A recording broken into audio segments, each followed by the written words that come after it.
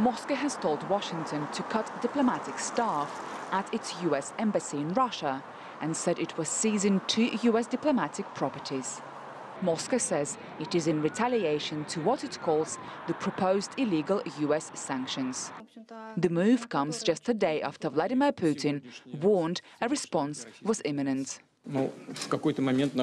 At some point, we will have to respond. It is impossible to endlessly endure offensive behavior towards our country. The announcement came as the US Senate voted to apply new sanctions against Russia. Washington says the sanctions are aimed at punishing Russia for its alleged interference in the US presidential election in 2016. Moscow says that the United States has until 1st of September to reduce its diplomatic staff in Russia to 455. This is the same number of Russian diplomats Moscow says were left in the United States after Washington expelled 35 of them in December. At the same time as it expelled the Russian diplomats, the outgoing Obama administration seized 2 Russian diplomatic compounds.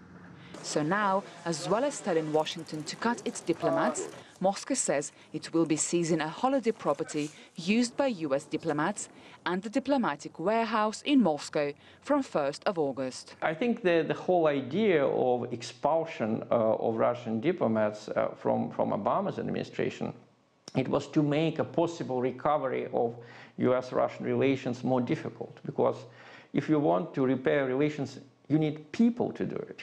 Relations between Russia and the US have deteriorated further after US intelligence agencies accused Moscow of trying to sway last year's election in favor of Trump.